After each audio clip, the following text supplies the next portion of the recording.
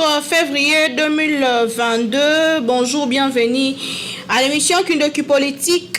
Indoki Politique, alléluia et bandit. Tika, il y a quelques sujets d'actualité. Ezali Kolobama Mokona lelo, sommet sur les accords cadres d'Addis Abeba, sommet évaluation 6 chefs d'État.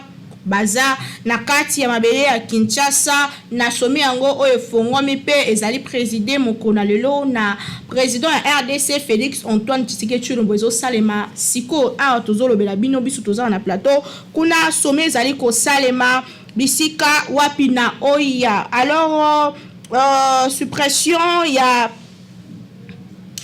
pardon, Seni et reporté élection et gouverneur pe vice-gouverneur yango ezalaki prévu initialement pour na mois d'avril, plutôt le 6 avril yango et le 6 avril yango eza reporté pour le 6 mai prochain. Seni et pesa qui ba raison d'ordre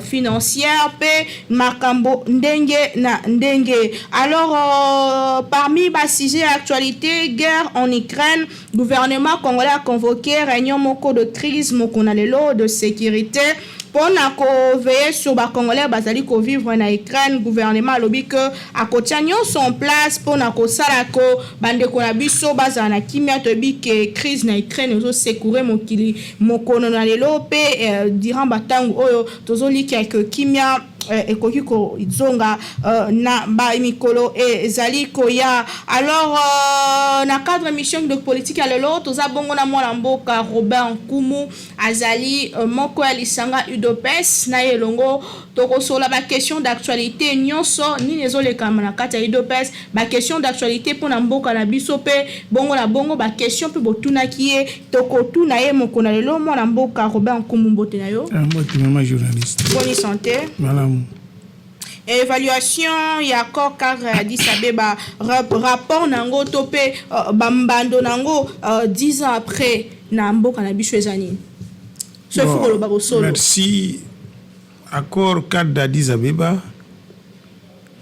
ezali salemi na je crois na 2013. Lelo tokoki koloba mbula libwa to mbula zomi. Depuis salemi na kani soko likitali makita masalemi awa na Congo mazali peut-être moko ou mibale ou peut-être oyo mbala yambo po esalema to mbala mibale na mbanu na yango accord cadre d'Addis Abeba ezwaki mukano ete ba pays membre 11 plus 3, c'est-à-dire bah, pays à Siergel, 9 pays où ils en abisso, Nandelo, Zingi Congo, na Afrique du Sud, na Kenya, de Bazali, na Katia, et Kolowana, na Kolowana, puis les Nations Unies, Union Européenne, puis SADC, bongo na bongo. Nambanu nango, namoni mbanu eza malamu mingi te. Zambi na accord, likambo ya motuya, ezali, ba pays membre. Oyo ba signaki accord cadre d'Addis Abeba, ba respecter que ekolo moko te endima kotinda bato babundisa muninga waye. Mais tout ça pe ya kohéberger ba rebelle dans mboka na ye. Ce que nous voyons récemment tout le monde qui M23 et kokota et outi na Rwanda. Vraiment banu zali malamu te mais accord salemi lelo eza évaluation to koyoka bango bato baza bakonzi bango basinyaki accord bakopesa biso évaluation mais pour ngai na moni mbanu eza muke Le fait pour le président rwandais de se faire représenter ezali bon signe selon yo pour que tu que Rwanda eza moko ya ba pays auto to mona ngo lokola ennemi malgré que ça va voisin na biso. Bon. La République koloba boete parce que toujours la diplomatie Rwanda ce que président était Premier ministre a représenté un usage diplomatique, c'est pas mauvais qu'un président s'est fait représenter. Message n'a évité n'a pété parce que ce qui est que pas boycotter gouvernement rwandais est dit à ta mototé. Alors voilà Togoloba non, Rwanda se reproche de quelque chose. Diplomatiquement, atteint Premier ministre, mon ministre Mokonza Mburamata na bango, aye na sommet, ko représenter président na bango, ça m'a bêté diplomatiquement. De même, tango Europe, Afrique, Congo et Kenya quitté, président Félix Azara quitté. Premier ministre Sama Mutakineki, c'est que la diplomatie, c'est pas mauvais. Vous pensez que RDC faut être demeuré dans le accord cadre à 10 pour que mon corps a pilier vraiment ça qui cause une kimia dans le pays des grands lacs mais mingi dans l'est démocratique du Congo. Le problème il y a kimia et ça toujours d'actualité pour non kimia il faut demeurer dans le accord wana soit il y a des choses il faut changer dans le accord pour que quand même problème de sécurité en bon cannabis l'accord et lobby, pays signateur. Il faut, ce que mon ingazan a Likambo, il faut pas côté là. Et nous voyons aujourd'hui la mutualisation. Mutualisation, armée ougandaise, armée FARDC, mutualiser, pour pas bengana, def, groupes armés. À quel prix? C'est le prix à payer. Le prix à payer. C'est pour un débat en boka ba ebita. Le prix à payer zali ba bengana bango. C'est ça le prix. Résultat zali ba bengana bango. Ce qu'on moni ndenge bitumbe zalaki vous rendez compte que na liboso il y a mutualisation. ADF il faut contrôler 750 km. Espace tango. Nabanzela. Mais aujourd'hui, cela est fongwani. Il contrôle peut-être 2 km, la place où ils ont investi à Bango. Place d'entraînement à Bango. Et ça, tout déballé. C'est ça le résultat. C'est que, dans l'état de siège, plus mutualisation, et ça, c'est que, tout le monde a bango. Ce qu'on va sali, ce qu'on va konzi, ou va sali les lots, à Wanambo Kanabiso, va sali lobby, il faut à tout prix, tout combattre ces terroristes. Il y a des ou va sali sanctuaire, des années durant, plus de 2 décennies, 3 décennies, tout bien à bango. Bakoya, c'est un résultat. La mutualisation, ce qu'on connaît, Koti, Angola, Koti, Baye, Babengani. Mais est-ce que ça a pris donc au côté ça armée Moussoundenge aux Olo Belango bon parce que tu que les États entre États il y a pas d'amitié il y a que des intérêts il y a pas aussi qui frères et sœurs ils ont intérêt tant bon bazoya Babengani mais l'accord et lobby intérêt na bango ezani accord et lobby il faut que souga moninga soka za na pokoso l'accord demande ça. C'est l'accord qui dit il faut ce que mon igaza koko surtout bekanaye te soutenir sans rien exiger en retour. Mais c'est justement c'est ce qui inquiète. Ce qui inquiète quoi? Biso tokendeki ko défendre Tchad le phase bakendeki na Tchad. Ou bien le président Goukouni Wedeye, Junior qui était le président, contre les rebelles où ils bazalaki na Libye. Ils ont maté ces rebelles.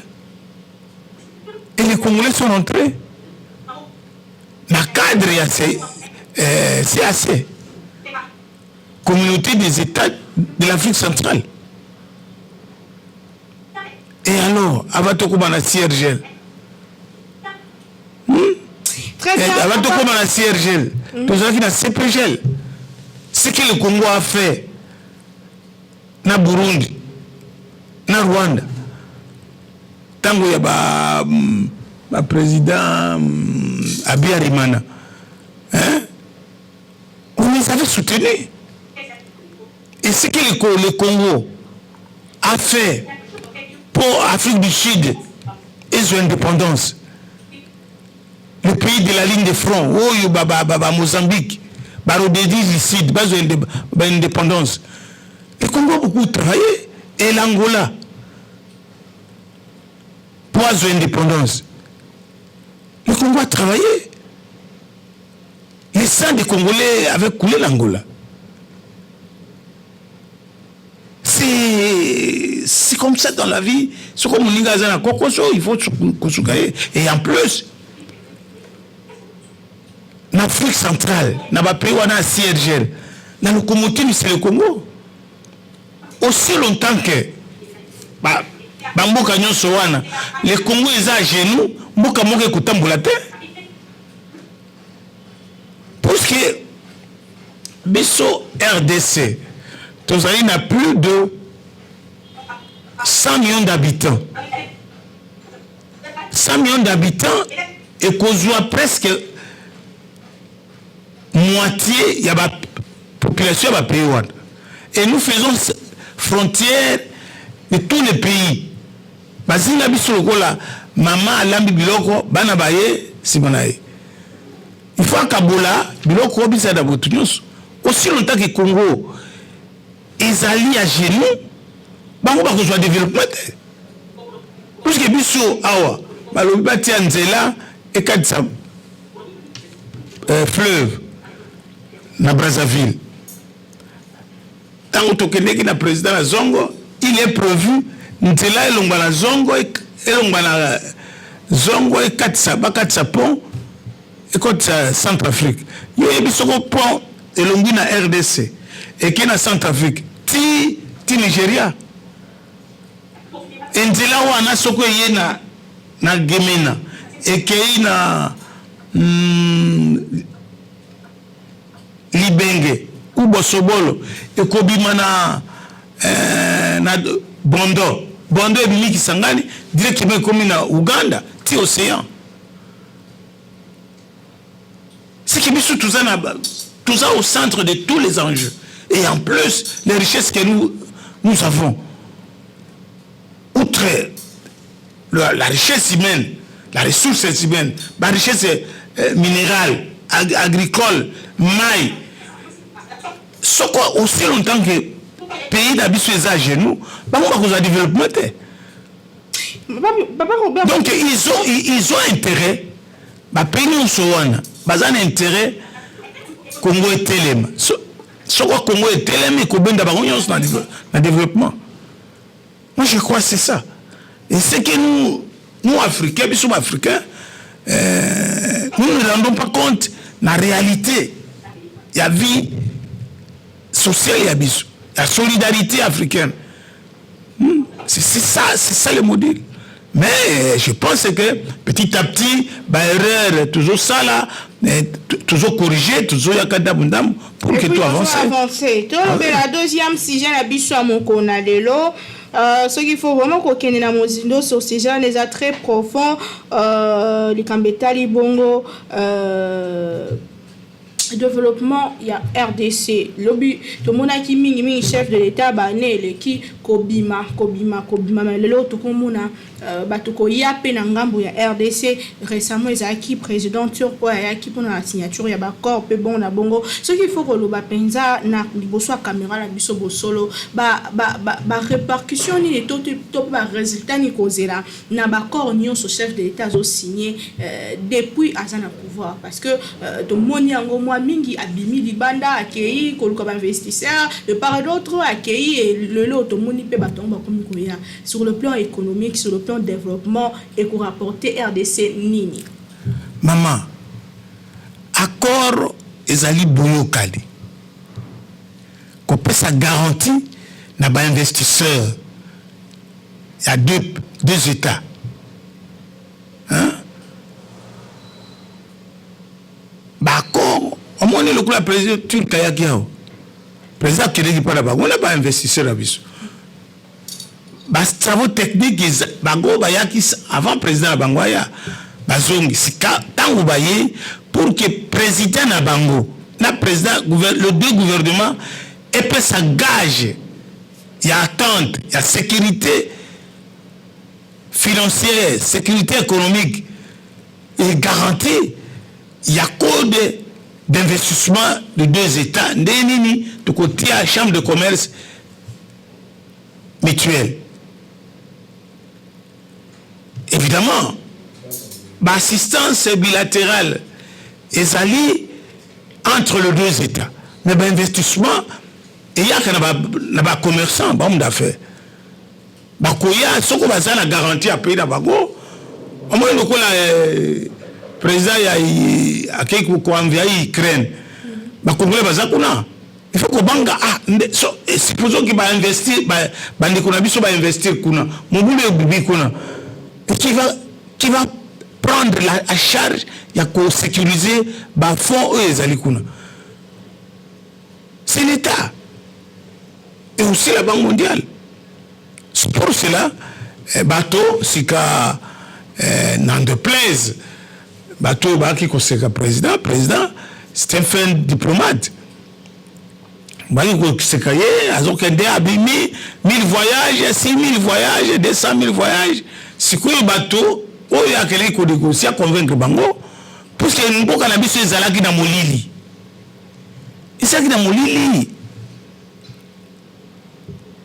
sur pour les côtés pour les lumières côté.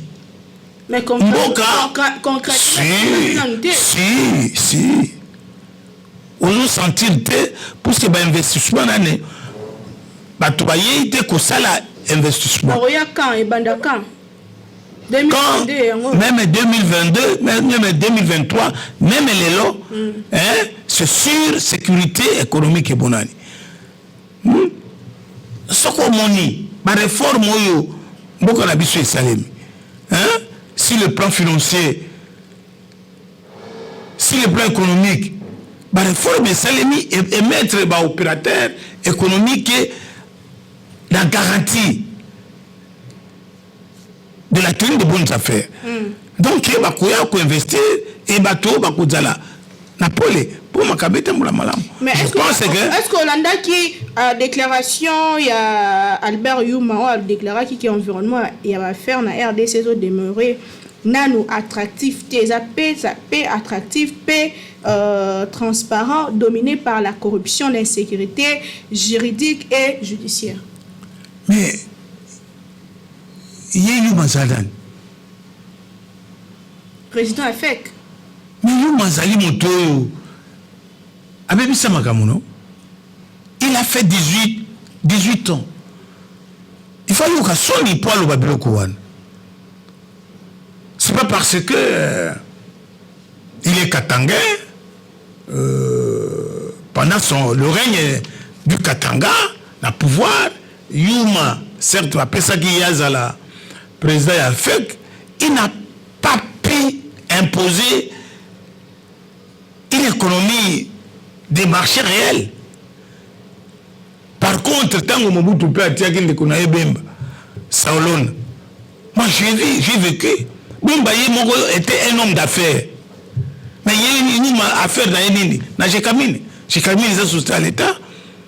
Bayibi mbongo ye yuma ayibi mbongo na égal na yena mwasi ya Kabila. Bayibi mbongo ya l'État ba créer égal. C'est pour souffrir bateau. Il n'était pas un homme d'affaires. Ce n'est pas un investisseur. Koyiba mbongo c'est trop dur. Mais oui. Nous sommes à la télévision, vous n'avez pas de preuves. Je pèse mes mots. Il y a un rapport, il y a Congo Hold Up. Il est là, Bazali incapable de démontrer que Mbongo wana ezali ya bango. IGF a démenti ça qui a... Non, IGF a lobité que Bazwa ki Mbongo te. IGF a confirmé que Bazwa ki Mbongo à l'État. Mais il a dit il n'a pas vu la responsabilité. Il y a Joseph Kabila comme individu. Mais Baïba ki Mbongo. Par rapport à Bemba, tout comparaître à Neza, il y a Bemba, n'a fait que il y a Yuma. Fait que Yuma n'a rien fait. Mais vous pensez que le régime... Mais système est changé dans le régime actuel. Est-ce que vous pensez que le système est changé? Système économique est changé. D'abord, Moutouye m'a changé. Et moi, je crains que ce que le président Zoti Kabatolko, Yuma, Libanda, Yuma place dans les Makala. Yuma, sa place est à Bakala. Et ce qu'il a fait même là, j'ai caminé les sociétés à l'État. Il y a comment qui présente, il a fait que pour ça, PCA, il y a Jekabine. Quelle est son entreprise? Où il y a ça là? Est-ce que vous comparez Trier dans Bemba, Saolone? Bemba avait des plantations. Mais n'a-t-il pas raison? Il y a plantation dans les Aouabillés. Quelle est son affaire? Il doit s'éteindre. Président Isamakal. Il est président, il a fait que affaire dans Yenini. Société dans Yenini, il a engagé Kabato. Koumana Katang. Par rapport à Bemba. Bemba Saolona avait des avis. Le climat des affaires, ils ont bien dans beaucoup de Bangonde Batia Yango Yamabe. Maintenant, il y a des réformes. Non, il y a des réformes. Par contrat léonin, il y a minéré. Où il va pour revisiter ce que dans la signé. Où il y a Kati. Et ma belle concession à Jekamine. C'est pas Yéyouma. Parce qu'ils ont Makala. Il n'a pas il doit se taire. Si on compare entre Aneza et Bemba, n'a fait que Yayouma. Il y a différence. Parce que même mon corps était un exportateur à café. Il exportait 60 000 tonnes. Il y a RDC, Bemba lui-même exportait 25 000 tonnes par an. Lui, il exportait quoi? Bah, minerai à Jekamine. Parce qu'on est tout l'économie, la mboka, l'État à la kaki qui au sala, millionnaire congolais, tout comme wapi na promesse wana. Soit photos de la ka bato ba utalibanda baya. Est-ce que misala ba emploi est créé, mais est-ce que bazo soutenir puis ba jeune au bazar ko investir na kati ya mboka na biso comme wapi na likaniso ko sala ba millionnaire. Ko sala millionnaire congolais ani. La loi si le petit commerce. C'est depuis que la loi à peine mise à la mise en application par le gouvernement ici. Maintenant, comment on a dit que Libanais a été Makala? Non. Mais non, ça doit cesser. De maintenant, parce que la loi doit être appliquée. Surtout que le ministre. Ah voilà. Mbongo, bakotaka, millionnaire, il faut tout ça. Ma banque commerciale, banque agricole, tout ça. Moi, je suis exportateur à café. À un moment, c'est-à-dire, dès que tout ça qui n'a banque du peuple, BCA Oyo, Bahati Aboma, Kadeko, toutes ces banques finançaient l'agriculture. On ne devait pas millionnaire quand à présent lobby millionnaire, Moutako millionnaire, non. Bon, baluka kangona mutoki. Gouvernement assure la sécurité, il y a faire à côté il y a mécanisme, ba banque pour ba toba zwa kambongo avec des taux de remboursement bouquet. Moi je crois taux bancaire, taux directeur et Kitty la banque centrale maintenant. Et Kitty de 28% à 12-13% pour le remboursement. C'est le départ. C'est le départ économique. Pour que toi soit bon. Et ça dit, ce que le président lobby n'a créé un millionnaire. Alors, peut-être que il y a un million. Il y a $1 million. Affaire pour éviter. Non, mais est-ce que RDC facilitera même la diaspora pour investir dans le cannabis sauté? Le président a kenati kobega ba congolais. On va se plaindre ba texte l'équipe, ba bloc aux douanes, mais c'est compliqué. Non, maintenant là, il y a un guichet unique. Ezala qui OK na pour créer une entreprise, il faut que na ba napio, que na tesikoyo, na ba registre de commerce tout guichet unique. Ah bon? Ah oui, 2-3 jours aux registres de commerce. Ouais. Avenue de la science. À mon avis, de la science na Gombe, na Barumbu, na Lingwala. Sima ya Boza. Hein? Guichet dit que ça pour faire l'entreprise, maintenant, c'est à moins de temps. 2-3 jours aux Mikalana. Tu revérifies en gros, Nati ko vérifier tel lobby na tongo surtout sur ces missions Kende avec de la science surtout na guichet il dit que yango encore tu peux lobby au sali entreprise na yo to si ça émission la Michel Lelo to comme penza na suka tango qui ram finalement IDPS na bande kunaye na pouvoir en place va se racheter avant 2023 va supprimer ram